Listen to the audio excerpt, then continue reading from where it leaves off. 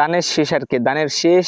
তো ধানের শীষ যদিও রাজনৈতিক দলগুলোর মার্কা, তো আপনার এই যে জমিতে আপনার ধানের অনেকগুলো আর কি গোছা আর কি শীষ আর কি ছড়া মারি গেছে, ছিটা হয়ে গেছে আর কি, একবারে নষ্ট হয়ে যায়, ফাঁকে ফাঁকে অনেকগুলো আছে।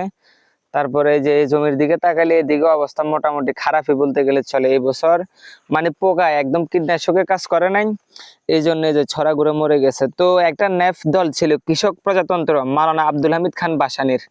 তো ওইখানে আপনার স্বাধীন বাংলায় আপনার ওই যে সোহরাওয়ার্দী উদ্যানে সম্ভবত মাওলানা আব্দুল হামিদ খান ভাসানী বক্তব্য দিচ্ছিল যে চালের দাম বাড়িচ্ছে, ডালের দাম বাড়িচ্ছে, তারপরে তরকারির দাম বাড়িচ্ছে, কিন্তু মদের দাম বাড়ছে কিনা এটা আমি জানি না, মশিউর রহমান জাদু মিয়া জানে।